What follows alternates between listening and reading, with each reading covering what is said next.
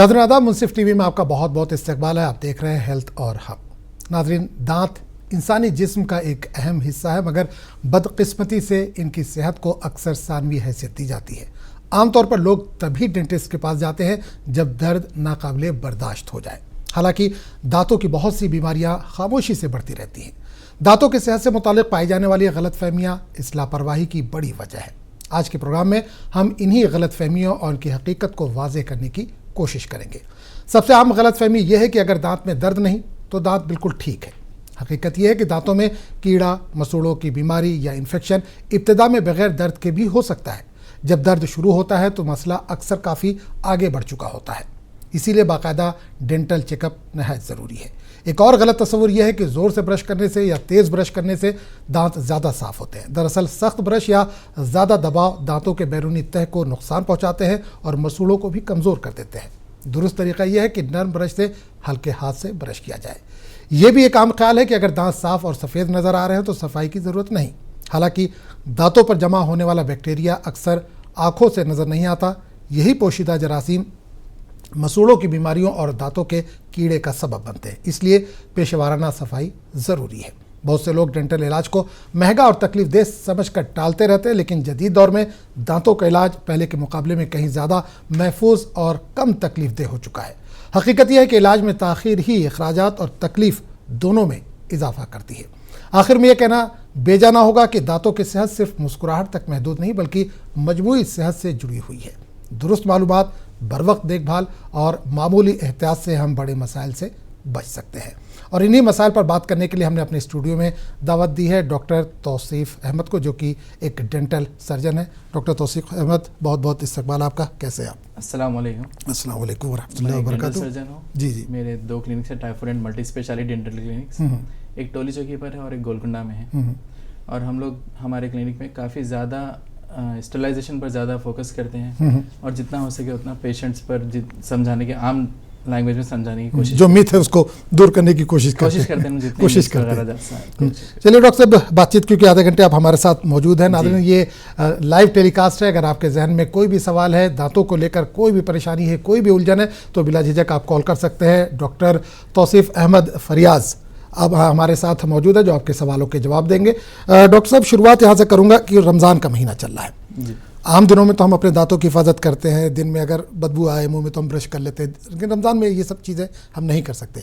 तो रमज़ान में अपने दांतों को किस तरह से हम मेंटेन करें, किस तरह से महफूज रखें? देखिए, दरअसल मुंह से जो स्मेल आती है वो ऐसा होता है कि मुंह की ड्राइनेस की वजह से होती है, जो कि आमतौर पर पानी जब हम लोग कम पीते हैं तो सलाइवा प्रोडक्शन कम हो जाता है। बिल्कुल। तो उस वजह से मुंह में से ड्राइनेस होने की वजह से स्मेल ज़्यादा आने लगती है।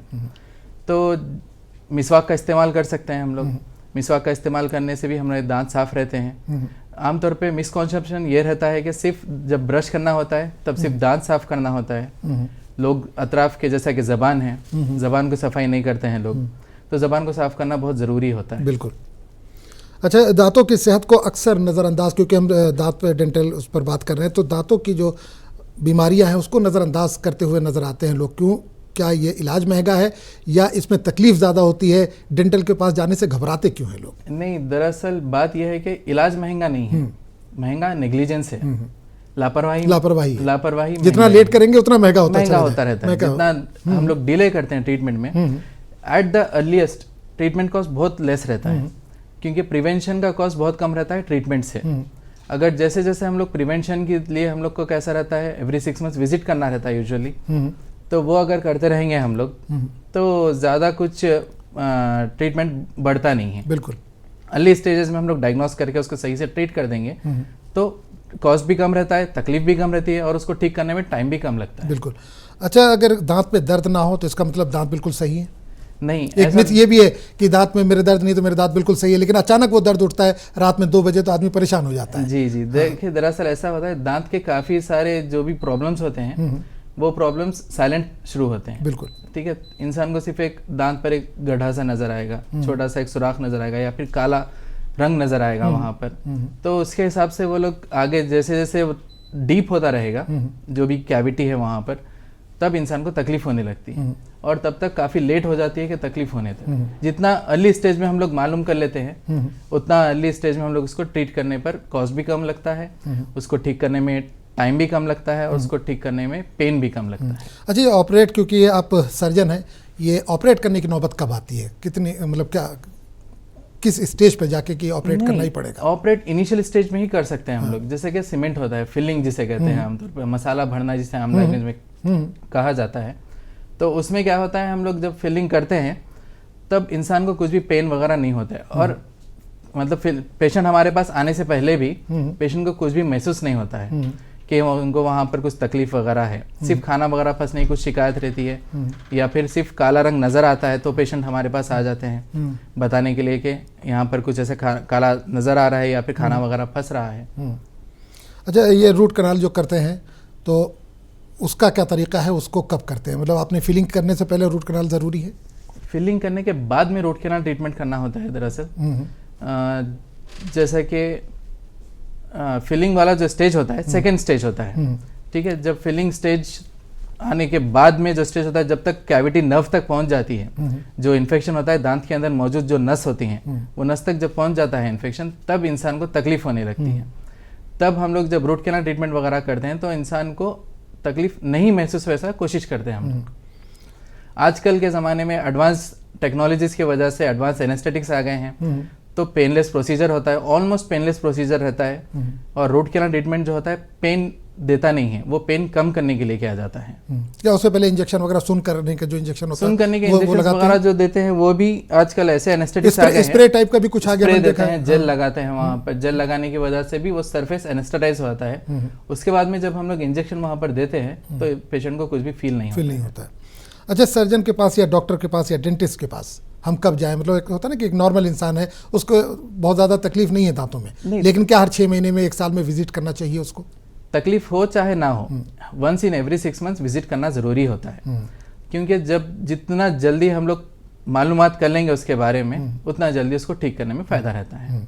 अच्छा, दांत का दर्द या दांत की जो मुश्किलात हैं या बीमारियां हैं, वो सिर्फ दांत तक ही महदूद हैं या बॉडी के दूसरे हिस्से को भी इन्फेक्ट करती हैं? दांत जितनी भी बीमारी शुरू होती है, मेरा मानना तो ये होता है कि काफ़ी सारे बीमारियां जो भी होती हैं बॉडी में, मुंह से शुरू होती हैं। क्योंकि जो भी हम लोग ग़िज़ा वगैरह लेते हैं मुंह के थ्रू लेते हैं, और अगर सफाई ना हो तो वही सेम बैक्टीरियाज वगैरह पेट के अंदर जाने के चांसेस रहते हैं। अच्छा, मिथ के ताल्लुक से हम बात करें, डेंटल मिथ के ताल्लुक से, एक ये भी मिथ है लोगों का कि अगर दांत को हम ज़्यादा तेज़ी के साथ ब्रश करें या हार्ड ब्रश करें तो दांत ज़्यादा साफ़ होते हैं, क्लीन होते हैं। तो क्या ऐसा कुछ है? नहीं, ऐसा बिल्कुल भी नहीं है।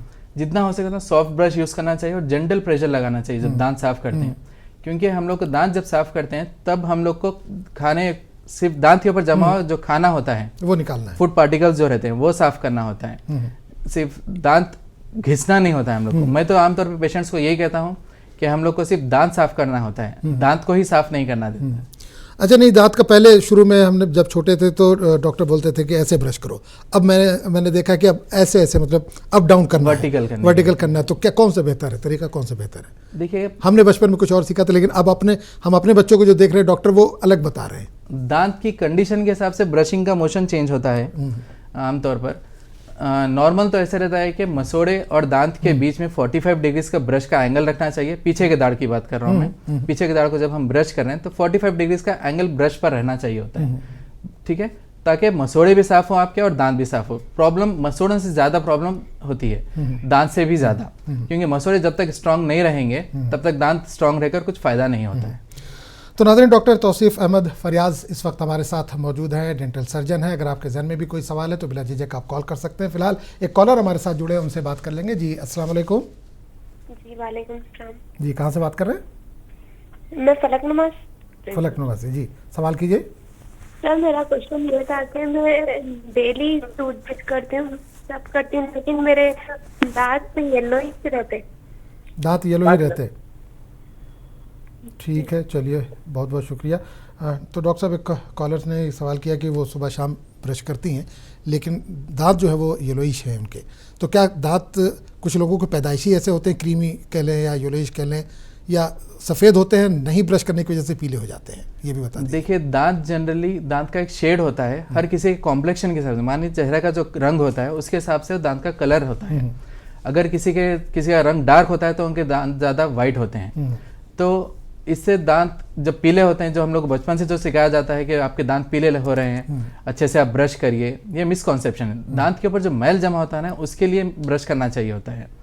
जो पीलापन है वो दांत का नेचुरल रंग होता है, और एनामल फर्स्ट लेयर होता है दांत का, वो जब घिसे जाता है, जैसे जैसे वेयर ऑफ होने लगता है, हम लोग जैसे जैसे एज्ड होते हैं तो वो वेयर ऑफ होने लगता है। हम लोग के ब्रशिंग से, हम लोग के डाइट हैबिट से, जो हम लोग ग़िज़ा लेते हैं, उसकी वजह से वो येलोइश होने लगते हैं। तो एनामल जब वेयर ऑफ होता है, दांत का अंदर का लेयर होता है डेंटिन, डेंटिन येलो होता है, तो अंदर का लेयर हम लोग को नजर आने लगता है बाहर की तरफ। अच्छा, जो सवाल आया था कि दांत पीले हैं तो उसको कैसे साफ करें। अच्छा, कुछ लोगों का ये भी कहना, या मिथ कह लीजिए, या एक लोगों की सोच है कि कोयला है, नमक है और सरसों का तेल है, मिला के वो एक घर पे पेस्ट बना लेते हैं और उससे वो ब्रश करते हैं, वो ज़्यादा बेहतर है जो घरेलू नुस्खा आपने तैयार किया है, या टूथपेस्ट जो मार्केट में हमको अवेलेबल है। टूथपेस्ट के लिए ये भी कहा जाता है कि उससे कैंसर बढ़ता है, उसमें कुछ ऐसे अज्जा मिले हुए हैं या केमिकल ऐसे मिले हुए हैं जिससे कैंसर बढ़ता है, होता है कैंसर। तो क्या ये घरेलू जो नुस्खा है वो फ़ायदेमंद है या टूथपेस्ट ही इस्तेमाल करें? टूथपेस्ट ही बेहतर होता है, क्योंकि टूथपेस्ट पूरा रिसर्च वगैरह करने के बाद में बनाया हुआ होता है, ताकि पेशेंट्स पर जो भी इन्फेक्शंस वगैरह होने, जो भी बैक्टीरियल ग्रोथ है और दांत को जो भी न्यूट्रिशंस की जरूरत, मिनरल्स की ज़रूरत होती है, वो सारे टूथपेस्ट के जरिए पहुंचा सके और एक रिपेरेटिव लेयर बना सके दांत के सरफेस पर, ताकि सनसनाहट वगैरह ना हो या फिर सफाई वगैरह ठीक से कर पाए। सेंसिटिविटी के लिए भी अलग से सेंसिटिविटी के लिए टूथपेस्ट आते हैं मार्केट में। बिल्कुल। एक और कॉलर हमारे साथ जुड़ गए, उनसे बात करेंगे। हेलो जी, वालेकुम सलाम। कहाँ से बात कर रहे हैं? मेरा नाम आयजा है और मैं याकूतपुरे से बात कर रही हूँ। जी आयजा, बताइए क्या सवाल है, क्या जानना चाहते हैं? मेरे को है ना, अल्हम्दुलिल्लाह मेरे दांत हेल्दी ही है, बट ना मैं कभी कुछ आइसक्रीम वगैरह खाई तो मेरे दांत में साइड के लास्ट वाले जो रहते हैं ना, दांत जिसको बोलते हैं, बिल्कुल लास्ट, बहुत ज्यादा दर्द होता आइसक्रीम या फिर कुछ ठंडे चीजों से खाने से। चलिए, बिल्कुल आयजा, बिल्कुल इंशाल्लाह बताया जाएगा। डॉक्टर साहब, आयजा का फ़ोन है, इन्होंने कहा कि दांत तो इनके हेल्दी हैं इनके हिसाब से, लेकिन अगर ये तकलीफ है तो हेल्दी तो नहीं कहेंगे इसको। जी हाँ, जी हाँ। तो लास्ट के जो दांत है वो आइसक्रीम खाती है या कोल्ड ड्रिंक पीती है, कोई ठंडा चीज, कोई आमतौर पर रेगुलरली ऐसा होना नहीं चाहिए। जब तक हम लोग के दांतों में हिडन कैविटीज ना हो तब तक सेंसिटिविटी पीछे के दांत पर स्पेशली नहीं होती। सामने के दांत पर क्योंकि एनामल बहुत थिन होता है, वहां पर सामने के दांत पर कॉमन हो सकता है, लेकिन पीछे के दांत पर होना है मतलब अंदर से कुछ अंडरलाइंग प्रॉब्लम है, जैसा कि मसोड़े का नीचे हट जाना या फिर हिडन कैविटीज, जो कि एक्सरे लेने पर ही पता चलते हैं। ऐसे नजर आने पर लगता है कि हम लोग के दांत हम लोग के अच्छे हैं, लेकिन जब दो दांत के बीच में जब कैविटी होती है तो वो नजर नहीं आती। उस चीज को जानने के लिए हम लोग को डिजिटल एक्सरेज आ रहे हैं आजकल, वो एक्सरेज लेने पर ही हम लोग को पता चलता है, उसके हिसाब से उसका ट्रीटमेंट भी अवेलेबल है। अच्छा, अगर कैविटीज एक दांत में है तो क्या वो दूसरे दांतों को भी इन्फेक्टेड कर सकता है? जरूरी नहीं है। अगर वो कैविटी ऐसी जगह पर है जहां पर बाजू का दांत भी उसको टच हो रहा है, जैसा कि दो दांत के बीच वाला एरिया जब होता है, वहां पर जब कैविटी टच होती है, जो भी हम लोग खाना वगैरह है वहां पर फंसता है, तो खाना फंसने की वजह से बैक्टीरिया वहां पर एसिड रिलीज करते हैं। एसिड रिलीज करने की वजह से कैविटी वहां पर फॉर्म होती है, जैसे कि एनामल गलता है वहां पर का जो फर्स्ट लेयर जो दांत का होता है, एसिड की वजह से एनामल गलता है, तब वहां पर कैविटी है। तो वो जब एसिड फॉर्म होता है तो एक ही दांत के सरफेस पर नहीं, दोनों दांत के सरफेस पर इफेक्ट करता है, तो वो वजह से दो कैविटीज फॉर्म होने के चांसेस रहते हैं। बिल्कुल। तो नाज़रीन, अगर आपके जहन में भी कोई सवाल है, डॉक्टर तौसीफ अहमद फरियाज हमारे साथ लगातार मौजूद हैं, तो बिला झिझक आप कॉल कर सकते हैं।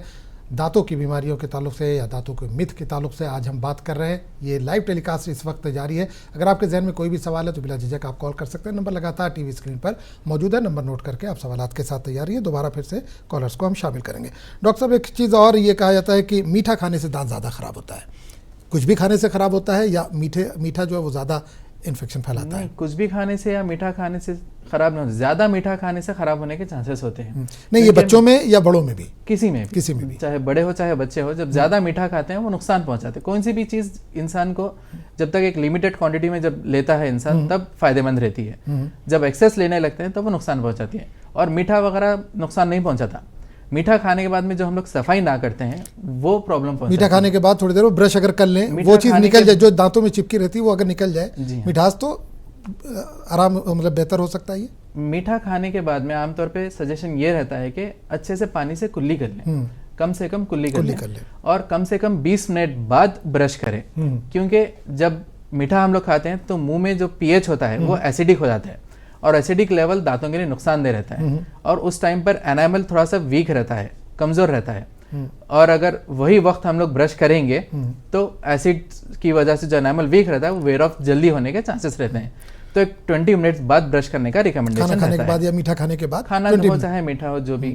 अच्छा, बच्चों में क्या आदत डालें हम? बच्चे जब सोने के लिए जा रहे हैं, बेड पे जाने से पहले ब्रश करवाना जरूरी है? बहुत जरूरी है, बच्चों में नहीं बड़ों के लिए भी वो जरूरी होता है, क्योंकि रात में सोने से पहले ब्रश करना इतना इम्पोर्टेंट है जो हमारे मुआशरे में सिखाया नहीं जाता।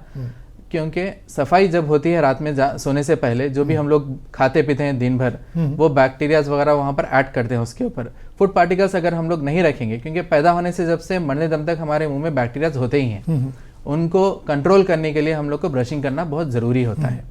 अगर हम लोग ब्रश करते हैं तो बैक्टीरिया को कंट्रोल कर सकते हैं हम लोग, वो फूड पार्टिकल्स पर अटैक नहीं कर सकते हैं, एसिड रिलीज ज़्यादा दांत के सरफेस पर नहीं होगा, तो उस वजह से कैविटीज़ भी कम रहते हैं, ओरल हाइजीन मेंटेन रहती है। अच्छा, ब्रश का अल्टरनेट क्या हो सकता है? माउथ वॉश जैसे चलता है तो माउथ वॉश ब्रश का अल्टरनेट हो सकता है? नहीं, ब्रशिंग अलग चीज़ है, माउथ वॉश अलग चीज़ है। ब्रशिंग से हम लोग के दांत वगैरह साफ होते हैं और माउथ वॉश सिर्फ एंटी बैक्टीरियल अगर माउथ वॉश है वो सिर्फ बैक्टीरियाज को थोड़ा सा कंट्रोल करता है। कुछ बैक्टीरियाज फायदेमंद होते हैं, कुछ बैक्टीरियाज नुकसानदेह होते हैं, तो फायदेमंद बैक्टीरियाज को भी वो किल कर सकते हैं, तो ब्रशिंग ज़्यादा रिकमेंडेड होता है। ऑल्टरनेट तो माउथ वॉश बिल्कुल भी नहीं होता है। अच्छा, बच्चों के जो दूध के बाद दांत होते हैं, अगर उसके ताल्लुक से हम बात करें तो अक्सर बच्चे जो चॉकलेट वगैरह बहुत खाते हैं छोटे बचपनों में, तो दांत उनके ख़राब होने लगते हैं, टूटने लगते हैं, तो घर वाले कहते हैं अरे ये तो दूध का दांत है, कोई बात नहीं, टूट जाएगा, दूसरा निकलेगा, परमानेंट दांत जो होता है जिसको हम बोलते हैं। तो क्या जो दूध के दांत है उसकी भी हिफाजत करनी चाहिए, ज़रूरी है? ज़्यादा ज़रूरी है। बच्चों के जो दूध के दांत होते हैं वो स्पीच में ज़्यादा हेल्प करते हैं। जब जैसे डेवलपमेंट होता है स्पीच, जॉ ग्रोथ, और नीचे से जो परमानेंट दांत आना होता है उसके लिए प्रॉपरली स्पेस जनरेट करते हैं वो लोग। तो जब अगर हम लोग प्रॉपर उसका टेक केयर नहीं करेंगे तो उसका इन्फेक्शन परमानेंट दांत तक भी पहुंच सकता है। अच्छा, आप लोग स्केलिंग करते हैं, जो जैसे कोई पहुंचा कि दांत में तकलीफ है या गंदगी है तो सफाई करते हैं, स्केलिंग करते हैं उसकी, तो क्या वो दांत को कमज़ोर करता है? अक्सर ये कहते हैं कि अगर आप जल्दी जल्दी उसको करवाएं तो आपके दांत कमज़ोर होती है, एक परत उसकी निकल जाती है, जो नेचुरल उसकी चमक होती है वो ख़त्म हो जाती है, तो क्या ऐसा कुछ है? ये कॉमन मिसकॉन्सेप्शन है। स्केलिंग से हम लोग दांत साफ जब करते हैं तो उसके अंदर की जो अंडरलाइंग डिजीज़ होती है वो एक्सपोज होती है और वो ठीक होती है। स्केलिंग से दांत खराब नहीं होते, दांत अच्छे होते हैं, मसोड़े हेल्दी होते हैं उससे। अच्छा, मैंने ये भी देखा है स्केलिंग जब करते हैं तो दांतों के बीचों में थोड़ा सा गैप कर देते हैं वो कट करके, तो क्या दांतों में गैप अगर है तो वो ज़्यादा बेहतर, या दांत एक दूसरे से चिपके रहें वो ज़्यादा नहीं? देखिए, दरअसल ऐसा होता है कि स्केलिंग जब करते हैं हम लोग तब दांत के सरफेस पर जमा हुआ जो टाटर होता है, जो मैल जो जमा हुआ है जो सख्त हो जाता है उसे टाटर कहते हैं, वो टाटर रिमूव करते हैं। वो टाटर लेयर एक ऐसा फॉर्म करता है जो हार्ड रहता है, बहुत दांत की तरह नजर आता है, दांत की तरह जबान को महसूस होता है। जब हम लोग स्केलिंग करते हैं वो टाटर हम लोग हटा देते हैं, तो जब हटा देने के बाद में ऐसा महसूस होता है जबान को और फिर नजर ऐसे आता है कि दांत में गैप आ गया है। स्केलिंग के दौरान दांत को कटिंग वगैरह कुछ नहीं करते हैं, सिर्फ अल्ट्रासोनिक वाइब्रेशंस होते हैं जिसके थ्रू जो मैल होता है, जो टाटर होता है वो रिमूव होता है। अच्छा, क्या मुंह की बदबू की अभी हम बात कर रहे थे, मुंह में जो बदबू आती है तो क्या वो पेट की खराबी की वजह से होती है या दांत की खराबी की वजह से होती है? अक्सर ये कहा जाता है कि भाई पेट अगर किसी का गड़बड़ है तो मुंह में बदबू आने लगती है, तो क्या ऐसा भी कुछ है? ये भी मिथ की बात क्योंकि हम कर रहे हैं तो इस तरह का भी लोगों के दिमाग में है ये। देख, कुछ हद तक पेट की खराबी की वजह से भी ऐसा होता है, लेकिन मैक्सिमम तौर पर जबान पर जमे बैक्टीरिया जो होते हैं वो अगर हम लोग क्लीन नहीं करते हैं तो उसकी वजह से मुंह से स्मेल आने के चांसेस ज़्यादा होते हैं। जब हम लोग जबान साफ करते हैं तो हम लोग के जबान साफ करने की वजह से जो भी बैक्टीरियाज वगैरह होते हैं वो कंट्रोल लिमिटेड क्वांटिटी में जब हो जाते हैं तब हमारे मुंह से स्मेल वगैरह नहीं आती है। एक और कॉलर हमारे साथ जुड़ गए, हमसे बात करेंगे। जी, अस्सलाम वालेकुम। जी वालेकुम अस्सलाम। जी, कहाँ से बात कर रहे हैं? बात कर रहा हूँ किशनगंज। जी, थोड़ा सा ऊंचा बात कीजिए, ऊंची आवाज़ में, आवाज़ बहुत हल्की आ रही है। किशनगंज से बात कर रहा हूँ। हाँ जी, सवाल कीजिए। मेरा 3 साल का लड़का है, उसके 3-4 दांत खराब हो गए। दांत ऐसे खराब हो गए कि वो जब भी खाना खाता है ना तो वो अपने मुंह के अंदर ही रखता है, वो ना तो निकलता है ना वो मतलब बाहर करता है, तो वो काफी टाइम लगता है उसको, तो उसकी वजह से उसके 3-4 दांत खराब हो गए। तो उसको क्या करना, वो दांत को निकलवा देना। उम्र 3 साल बताइए आप बच्चे की एज? हाँ, 3 साल जी। चलिए, डॉक्टर साहब फ़ोन आया, जो 3 साल का बच्चा है इनका, तो कई दांत उसके ख़राब हो गए, खाना जो आजकल- वो मुंह में रखे रहता है, खाना बहुत देर तक मुंह में निवाला मुंह में रखा रखे रहते रहता है, उस वजह से। आजकल ये बात ज़्यादा सुनने में आ रही है, क्योंकि जब तक मुंह में निवाला रहता है तब तक उसके एसिड्स वगैरह जो भी रिलीज़ होते हैं वो दांत के सरफेस पर ही जमा होते रहते हैं। उस वजह से एसिड की वजह से ही जो एनामल होता है वो गलने लगता है और कैविटीज़ होने के चांसेस ज़्यादा रहते हैं। तो जल्द से जल्द जितना हो सके उतना जल्द से जल्द उसको ट्रीटमेंट करना ज़रूरी है, क्योंकि एज अभी 3 ईयर्स है। तो हो सकता है कि नर्सिंग बॉटल कैरीज भी हो सकता है या इंसिपिएंट कैरीज भी हो सकता है। उसको ट्रीटमेंट उसका जल्द से जल्द करवाना ज़रूरी होता है ताकि बच्चा पेन से रिलीफ रहे। अच्छा, इन्होंने बच्चे का जिक्र किया, उम्र 3 साल बताई। 3 साल के बच्चे अक्सर क्या होता है कि माँ का दूध तो छोड़ देते हैं लेकिन बोतल पीते रहते हैं, तो रात में वो बोतल पीते पीते सो भी जाते हैं, तो फिर वो दूध उनका दांतों में मुंह में लगा रहता है, उसको कैसे मेंटेन 3 साल की उम्र में बोतल भी छुड़ा देना जरूरी छुड़ा होता देना है। चाहिए। और उसके बाद में वो लोग को आदत अभी 3 साल की उम्र से यही आदत डालना होता है कि रात में सोने से पहले ब्रश करके सोना है। चलिए, बच्चों की बात हो गई। अगर हम प्रेग्नेंट लेडी की अगर बात करें तो एक मिथ ये भी है कि जो लेडी प्रेग्नेंट है उनको दांतों का ट्रीटमेंट नहीं कराना चाहिए, खासकर जो 6-7 महीने प्रेगनेंसी के हो चुके होते हैं, तो एहतियात करना चाहिए। क्योंकि आप सर्जन हैं तो क्या देखिए, ये इसमें इसके ताल्लुक से क्योंकि 3 टर्म्स की प्रेगनेंसी रहती है, जो फर्स्ट 3 मंथ्स जो होते हैं और लास्ट 3 मंथ्स जो होते हैं वो अनसेफ रहते हैं दांतों के ट्रीटमेंट के लिए। मिडिल सेकंड टर्म जो होता है, जैसा कि 4th, 5th और 6th, ये जो मंथ्स होते हैं वो सेफ पीरियड रहता है ट्रीटमेंट के लिए। और आमतौर पर प्रेगनेंसी जिंजाइटिस जो होता है, जो कि मसोड़ों में ब्लीडिंग आती है प्रेग्नेंट वुमेन्स को, वो बहुत कॉमन है। और उसमें ऐसा रहता है कि वहाँ पर मैल वगैरह होता है या फिर कोई भी हार्मोन्स वगैरह जो भी हम उस टाइम पर जो चेंजेस आते हैं उसकी वजह से वो ब्लीडिंग कॉमन हो जाती है।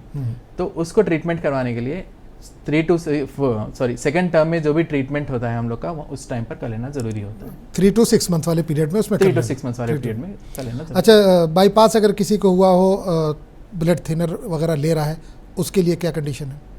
अगर जब तक ज़्यादा इंटरवेंशन की ज़रूरत नहीं पड़ रही है तब तक हम लोग सेफ है ट्रीटमेंट करने के लिए, जैसे कि स्केलिंग वगैरह है या फिर फिलिंग्स वगैरह है या फिर रूट कैनाल ट्रीटमेंट्स है। बाईपास वगैरह होने के बाद भी हम लोग वो कर सकते हैं। लेकिन जैसा कि दांत निकालना है या फिर कोई माइनर सर्जरीज प्रोसीजर करने का है, वो प्रोसीजर्स वगैरह हम लोग अवॉइड करना बेहतर होता है।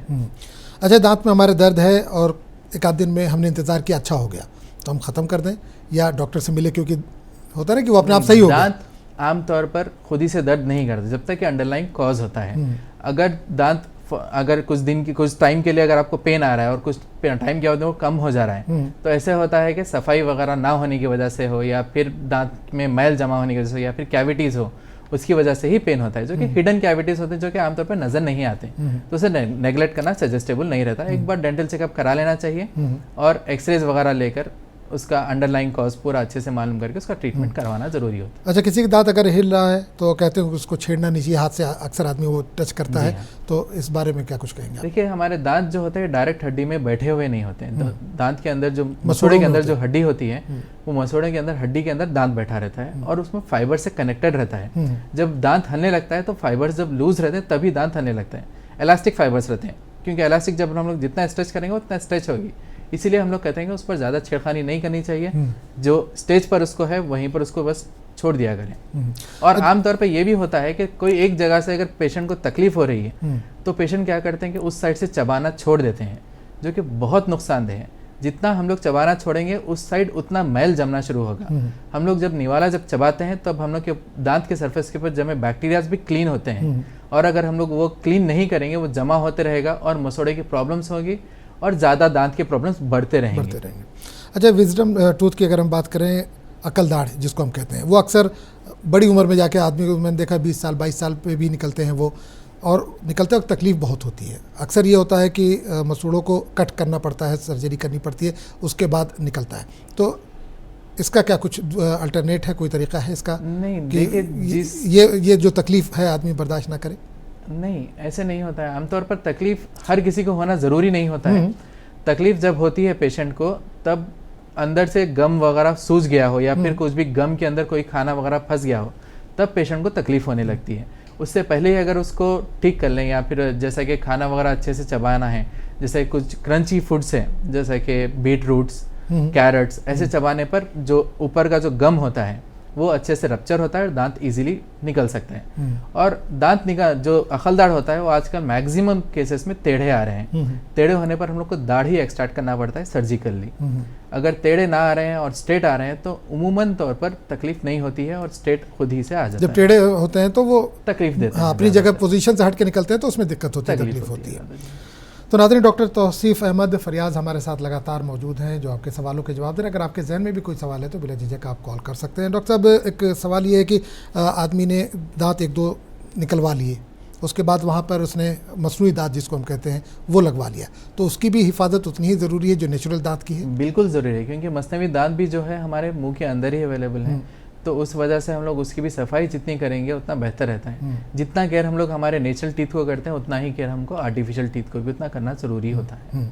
अच्छा, एक वर्ड में पढ़ा था टार्टर, ये क्या होता है? टार्टर जब मैल दांत के सरफेस पर जमा होता है, फर्स्ट लेयर होता है प्लाक। प्लाक माने एक बैक्टीरियल की फिल्म रहती है, बैक्टीरिया का एक लेयर रहता है, वो 48 आवर्स में हार्ड होने लगता है, कैल्सिफाइड होने लगता है, तो उसे टार्टर कहते हैं। अच्छा, ये मसूड़ों से खून आने की अगर हम बात करें तो ये तो एक आम बीमारी है। हमने देखा कि अक्सर जब ब्रश आप करते हैं और जब आप वॉश बेसिन में थूकते हैं तो उसके साथ ब्लड आता है, तो ये कैसे रोकें, हम किस तरह से इसको रोकें, इस चीज़ को कैसे रोकें? अक्सरियत पर जब हम लोग ब्लीडिंग होती है मसूड़ों से तो अक्सर पर ऐसा होता है कि मसूड़े में मैल जमा जब होता है तब ब्लीडिंग होती है। तो आम तौर पर पब्लिक ऐसे करते हैं, पेशेंट्स ऐसा करते हैं कि वहाँ पर क्लीनिंग करना छोड़ देते हैं, जो कि बहुत गलत बात है।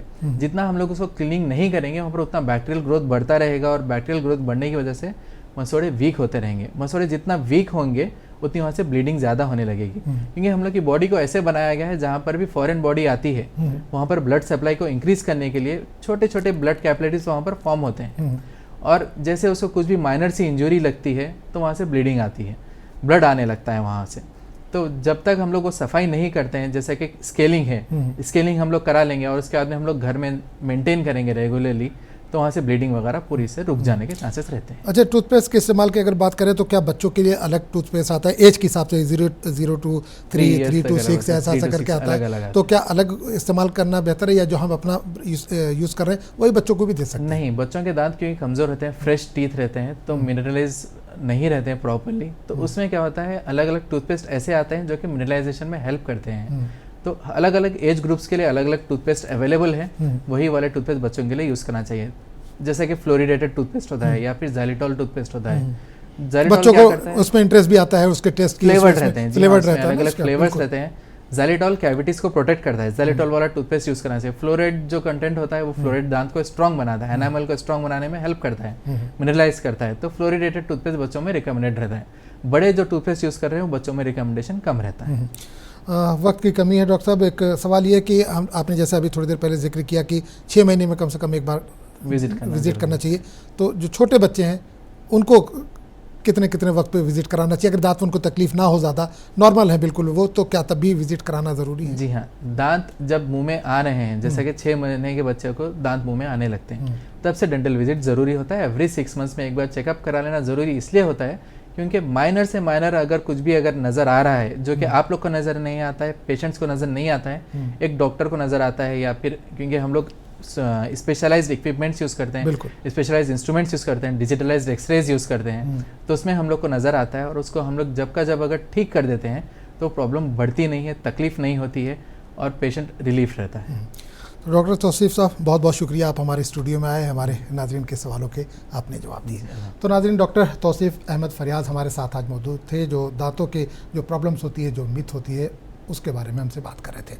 आखिर में ये बात वाज़ेह हो जाती है कि दांतों की सेहत से जुड़ी गलतफहमियाँ चाहे बड़ों से मुताल्लिक़ हों या बच्चों से, अक्सर बड़े मसाइल की वजह बनती है। दुरुस्त मालूमात, बाकायदा सफाई और बर वक्त डेंटल चेकअप के ज़रिए न सिर्फ दांतों की बीमारियों से बचा जा सकता है बल्कि आने वाली नस्लों को भी सेहतमंद मुस्कुराहट का तोहफ़ा दिया जा सकता है। याद रखें, बच्चों में अच्छी आदतें आज डाल दी जाएँ तो वो उम्र भर की सेहत बन जाती है, क्योंकि सेहतमंद दांत ही सेहतमंद और पुरएतमाद ज़िंदगी की बुनियाद है। अब हमें इजाज़त दीजिए, चलते चलते एक बात, हर मुस्कुराहट की हिफाजत करें। आदाब।